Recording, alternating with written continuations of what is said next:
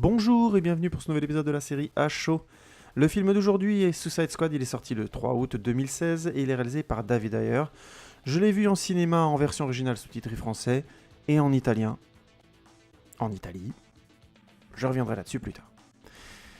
Ça fait un moment que je voulais parler de Suicide Squad et je repoussais sans arrêt l'enregistrement parce que j'avais beaucoup de choses à dire sur ce film et je pensais que j'aurais jamais le temps.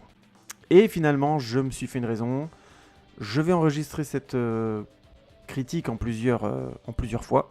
Donc si vous avez des légers changements de son et de ton, veuillez m'en excuser. Je vais essayer de faire en sorte que ce soit un peu complet, que ce soit un peu synthétique, plus synthétique que d'habitude, mais on va dire qu'on ne sente pas trop les moments, les jours qui auront passé entre chaque partie de l'analyse.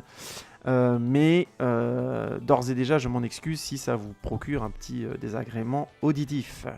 Quoi qu'il en soit, je vais déjà commencer par expliquer un peu comment je vais procéder. Parce que je ne vais pas seulement analyser Suicide Squad tout seul, je me suis rendu compte que c'était plus intéressant de l'aborder à l'aune d'un autre film qui a tenté quelque chose de similaire et qui, à mon sens, y est parvenu. Là où, à mon avis, Suicide Squad n'y est pas arrivé. Mais je vais m'expliquer. Cet autre film, c'est Les Gardiens de la Galaxie de James Gunn, qui est donc sorti en 2014. Je vais d'abord faire une petite introduction pour expliquer pourquoi je compare ces deux films. Dans les deux cas, on essaie de faire passer des méchants pour des héros. Et l'objectif du film, c'est pas seulement de faire passer les méchants pour les héros, c'est d'y arriver. C'est de faire en sorte que des gens, on va dire, pas seulement des marginaux, parce que des marginaux, c'est simplement des gens exclus par la société. Mais eux, c'est pas seulement des marginaux, c'est aussi des criminels, soit à un moment donné, amenés dans les émotions du spectateur à devenir mieux que ça, à servir le bien commun, à sortir en général d'une certaine forme d'égoïsme, et à, entre guillemets, devenir héroïque d'une certaine manière. L'enjeu de ces deux films, c'est donc à un moment de ce type de film plutôt, c'est donc à un moment de rendre les tueurs, les criminels du groupe sympathiques, avec cet avantage que quand en général un personnage est méchant, vu qu'il sort des codes moraux, il a un petit côté badass qui est sympathique. Il peut se permettre de faire ce qu'un héros, entre guillemets, plus straight ne ferait pas. Et ça les rend aussi imprévisibles parce qu'ils sont méchants. À un moment donné, un méchant, un criminel aura une manière de penser les choses qui sera un peu décalée par rapport au héros, on va dire, qui respecte les règles, ainsi de suite, un peu à la Batman ou encore mieux à la Superman. Déjà là, j'espère que je me suis bien exprimé. Il s'agit donc de transformer des méchants en héros, mais héros un petit peu badass, un petit peu imprévisibles, parce que justement leur nature de méchant permet ça dans la narration, et c'est ce qui fait que ça fait des histoires en général marrantes à raconter, au pire des cas. Mais à cet endroit-là, déjà, il faut que je modère ce que je dis, parce que la comparaison n'est pas très juste. Dans Les Gardiens de la Galaxie, il n'y a pas réellement de grands criminels dans l'équipe. Star-Lord, Groot et j'ai oublié le nom du hérisson, mais bon, vous voyez de qui je... Rocket, c'est pas des assassins, c'est des criminels. Bon, ils font du vol, c'est même des bounty hunters, Rocket et Groot, donc je comprends pas pourquoi ils ont spécialement fait des séjours en prison, visiblement, mais bon, peut-être pour trouble à l'ordre public. Enfin, je crois pas que ça aille beaucoup plus loin que ça. Donc c'est déjà pas des criminels au niveau des criminels, on va dire, de Suicide Squad. Et en plus de ça, les deux assassins du groupe, c'est-à-dire Gamora et Drax, c'est un peu biaisé.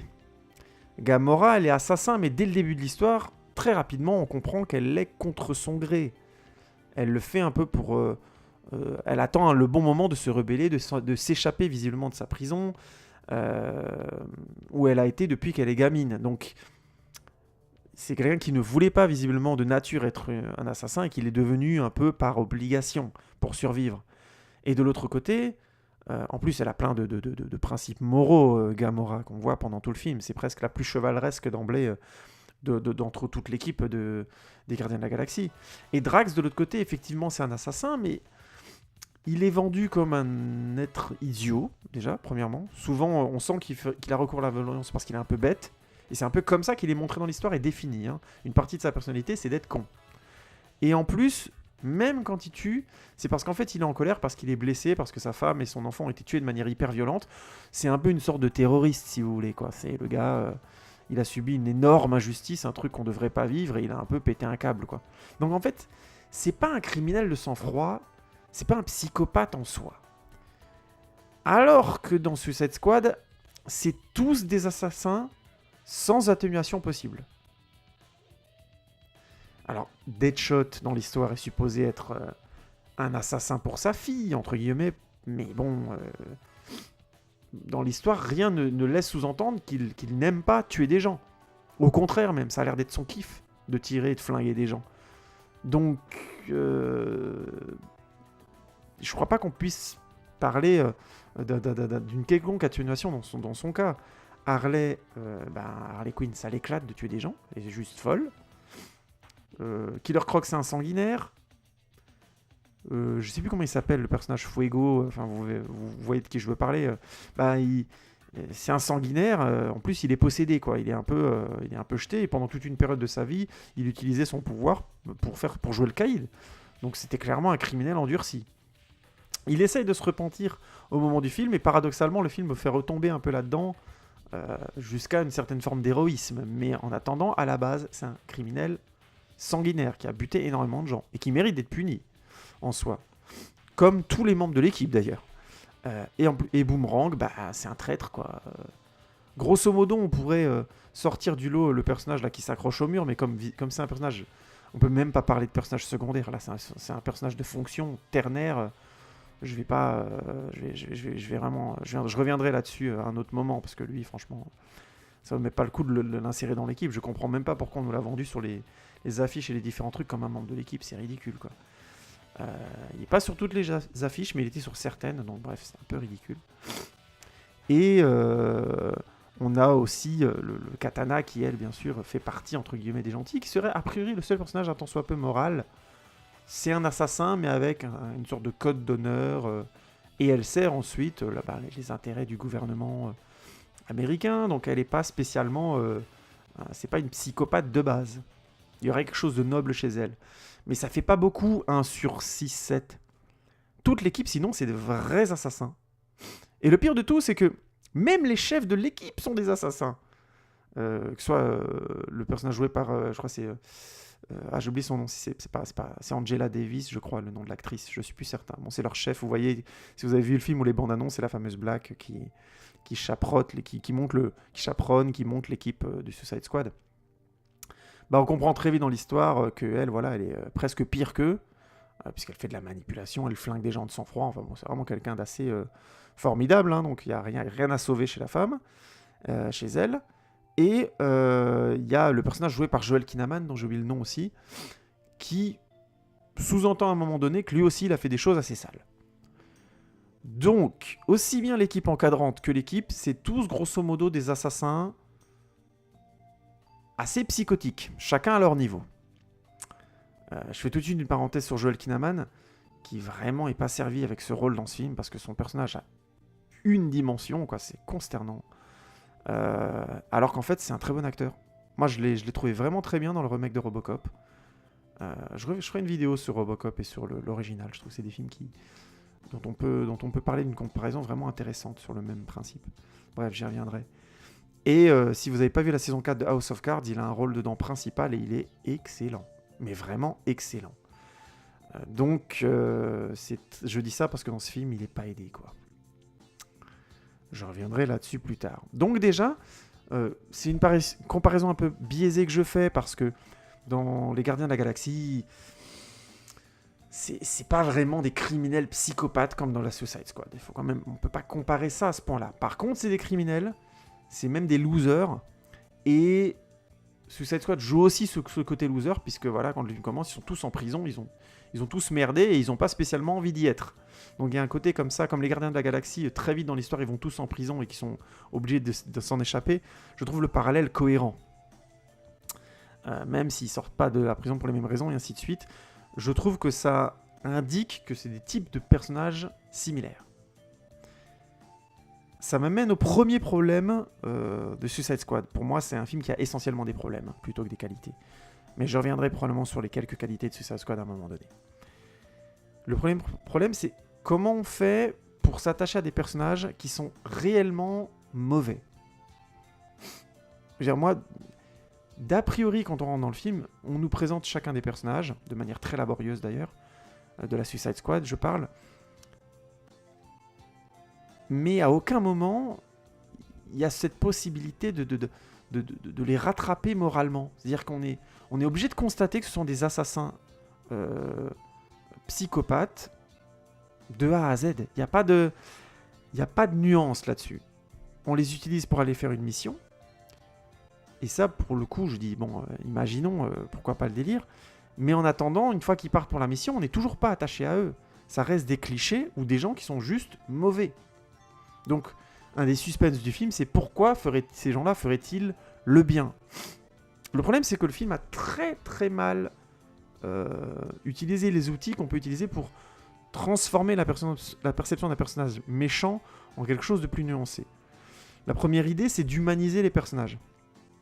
Par exemple, dans Les Gardiens de la Galaxie, Star-Lord est humanisé très tôt par le rapport à sa famille, à ses familles notamment. Je veux pas trop spoiler ni l'un ni l'autre des films, donc je vais essayer de faire au moins une partie sans spoil. Après, je pense qu'il y aura quelques spoils quand même, notamment sur Suicide Squad, notamment parce que toute la dernière partie du film est symptomatique du problème de ce film. Donc Star-Lord, il a un rapport à sa mère qui est très important, qui est développé dès le début du film. Par rapport aux Ravageurs avec qui visiblement il a grandi. Gamora, elle a aussi un rapport à la famille très fort. Drax, il a perdu sa femme et sa fille, donc encore une fois un rapport à la famille très fort.